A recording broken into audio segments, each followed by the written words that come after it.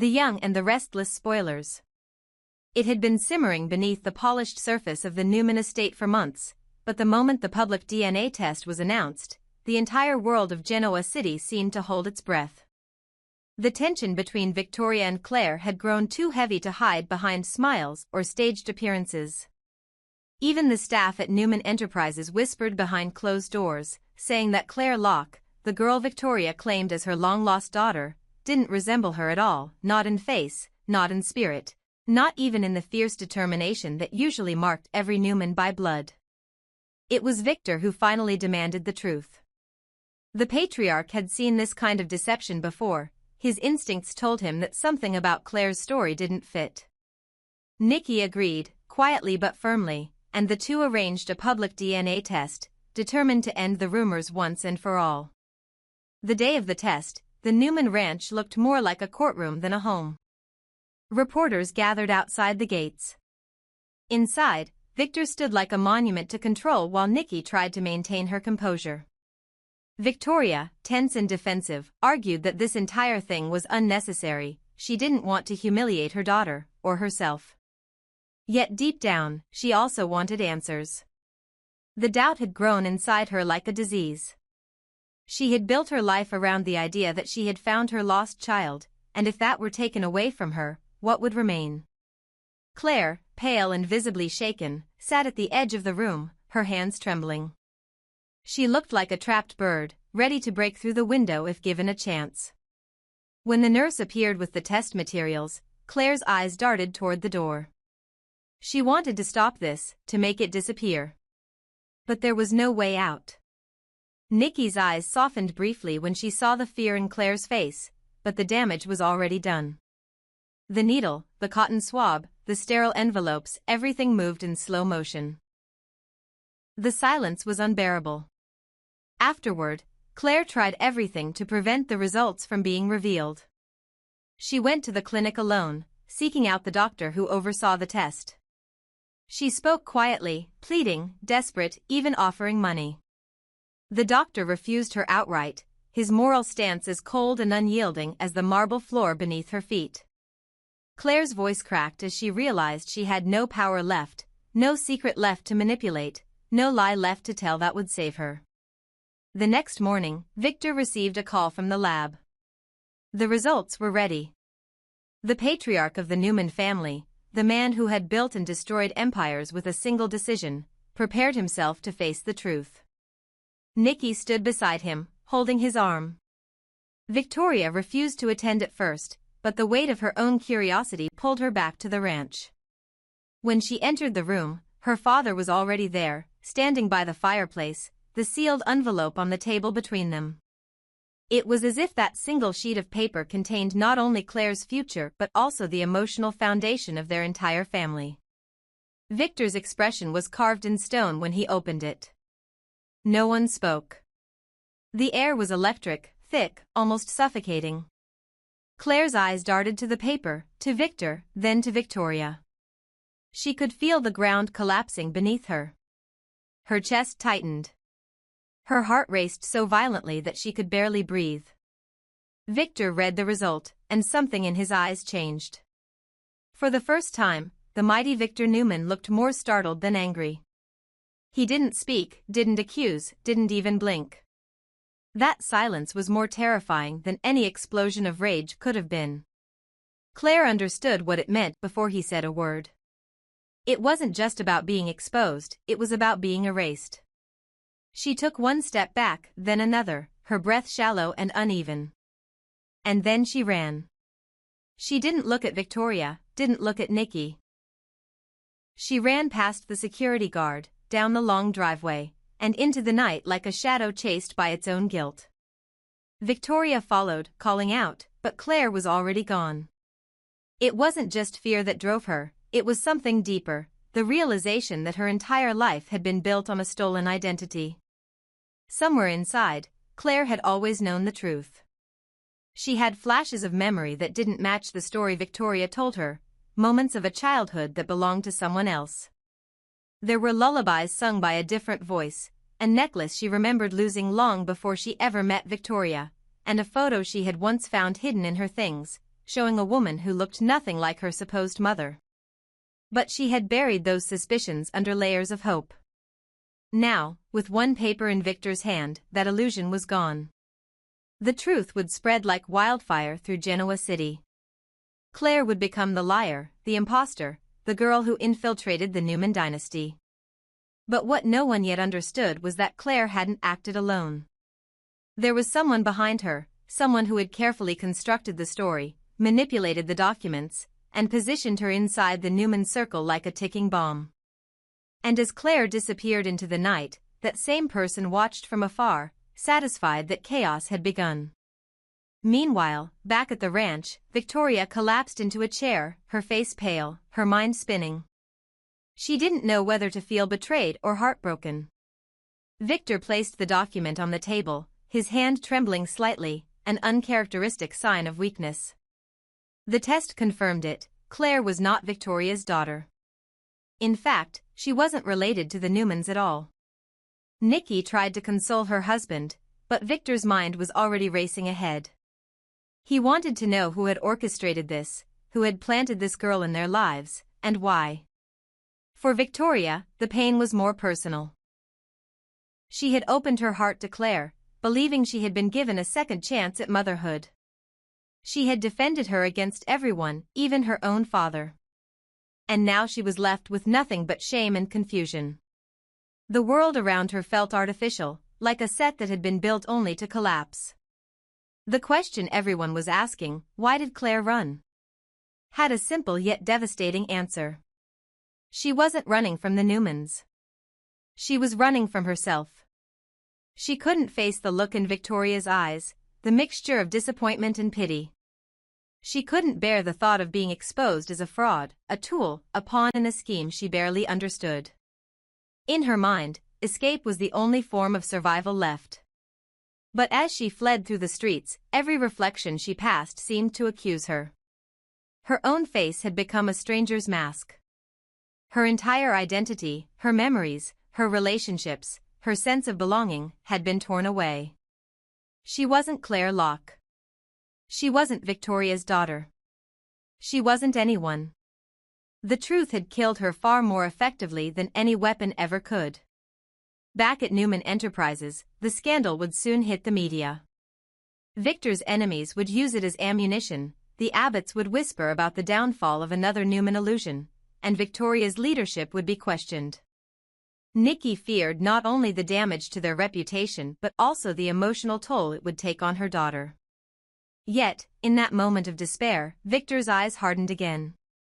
Beneath the pain was fury, the kind that could rebuild or destroy entire empires.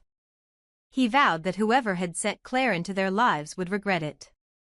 As for Claire, she vanished into the night, haunted by the one question that refused to leave her mind: if she wasn't Victoria's daughter, then whose daughter was she? The answer was out there, hidden somewhere in the ashes of the life she had stolen. And when that truth surfaced, it wouldn't just destroy her. It would tear Genoa City apart. The truth had finally clawed its way out of the shadows, tearing apart every illusion that Victoria Newman had clung to for months. The DNA results were no longer a mystery, no longer something whispered about behind closed doors. They were real, undeniable, and devastating. Claire wasn't Victoria's daughter. She never was. The little girl Victoria had longed for, the child she believed she'd been given back after years of sorrow, had died long ago, taken from her before life could offer even a moment of peace. What remained now was only a cruel echo of hope, wrapped in deception. Claire stood frozen, her face pale as ash, her body trembling under the weight of the truth she had spent months trying to hide. Every lie she told now burned in her throat like poison. She wanted to scream, to run, to vanish into the night and never face their eyes again.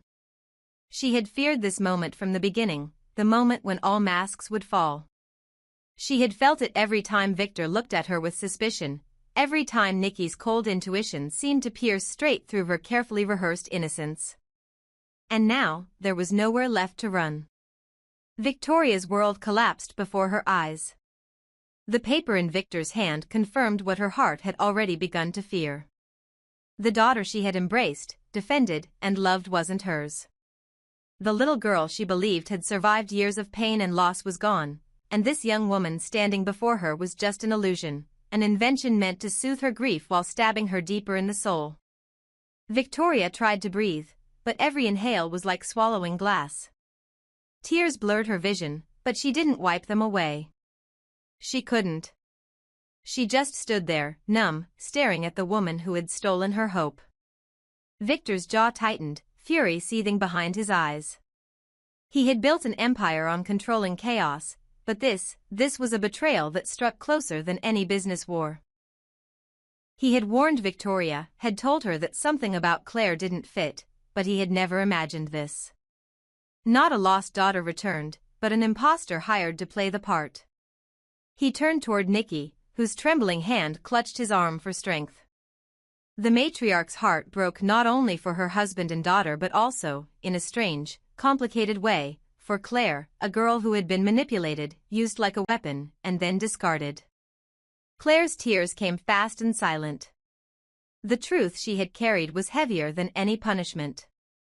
Jordan had promised her a chance, had painted her as a victim seeking belonging, had told her that pretending to be Victoria's daughter would give her power, safety, and love.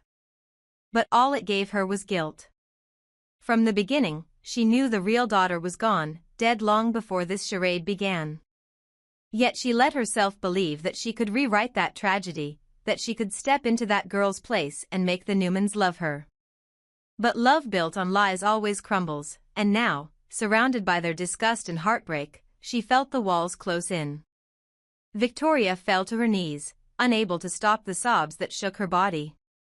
Every memory she had shared with Claire, the laughter, the bonding, the fragile attempts to heal, now twisted into something cruel and hollow. She remembered the first time she looked into Claire's eyes and thought she saw herself reflected there. Now she knew it had all been a performance. Claire had been studying her, mimicking her, becoming her ideal of a daughter. It was horrifying to realize how easily the human heart could be fooled by its own need to believe. Victor's voice finally broke the silence, low and full of wrath. He said nothing of forgiveness, only vengeance. Whoever had orchestrated this would pay dearly. It didn't matter if it was Jordan or anyone else, the Newmans would find the person responsible, and they would destroy them. Nikki, though shaken, placed a trembling hand on his chest, silently pleading with him not to let rage consume what little humanity remained in this family. But Victor's eyes were already dark with purpose. Claire, unable to bear it any longer, whispered a broken apology that no one seemed to hear. Her voice was too soft, too empty. Then she turned and fled. Out the door, down the hall, her sobs echoing through the marble corridors of the Newman mansion. Every step was a confession, every tear a punishment. She wasn't running from them, she was running from herself, from the ghost of the girl she'd pretended to be. Outside, the night was cold, the wind biting against her skin. She stumbled down the driveway, her mind spinning. Jordan's voice haunted her, every lie echoing in her memory. The promises, the manipulation, the cruelty of it all. She had been nothing more than a pawn, and now that her purpose was fulfilled, she was nothing at all. Back inside, Victoria sat in silence. The tears had stopped, but the pain lingered like a shadow that would never lift. She thought of all the moments she had shared with Claire, the quiet talks, the gentle reassurances, the warmth she had begun to feel for the girl she believed was her child. None of it was real, but the love had been. And that made it worse. To love something false is to lose twice, once when it's exposed, and again when you realize you had given your heart to a ghost. Nikki quietly placed her hand on Victoria's shoulder, her own eyes glistening with tears. There were no words left to say. The truth had taken everything from them, their hope, their trust, their peace. Victor stood by the window, staring into the night, his mind already piecing together the next move. He wasn't a man who accepted defeat. If Jordan thought she could use grief to destroy his family, she had miscalculated. But even as Victor's resolve hardened, Victoria's heart broke further. She didn't care about revenge or public humiliation. She cared about the simple, unbearable fact that her daughter, her real daughter, was gone forever. The child she'd mourned for years had not returned. Instead, she had been handed a cruel imitation, a reminder of everything she'd lost. In the days that followed, Genoa City buzzed with gossip. The story spread fast. Claire Locke, the girl Victoria Newman had claimed as her daughter, was a fraud. She had been hired by Jordan, a known manipulator with a vendetta against the Newmans. The press called it one of the greatest scandals in recent memory. But for Victoria, it wasn't a headline, it was personal devastation. She shut herself away, unable to face anyone, unable to process how easily she had been deceived. Claire, meanwhile, vanished from sight. No one knew where she went. Some said she left Genoa City for good. Others whispered that she was hiding, terrified of both Victor's wrath and her own conscience. But one thing was certain, the illusion was over. The Newmans were left to pick up the shattered pieces of their trust, and Claire was left with nothing but guilt. The truth was brutal, but it was final. Claire had never belonged to them. She had been an actress in someone else's tragedy, a living reminder that even in a world built on power and money, the human heart remained fragile, desperate, and easily fooled. Victoria wept alone that night, the sound echoing through the empty halls of the Newman mansion. The empire her father built could withstand corporate wars, scandals, and enemies. But no amount of power could protect her from the simple, devastating truth: the daughter she had loved was never hers. And in that realization, everything she had built, every defense, every triumph, fell apart.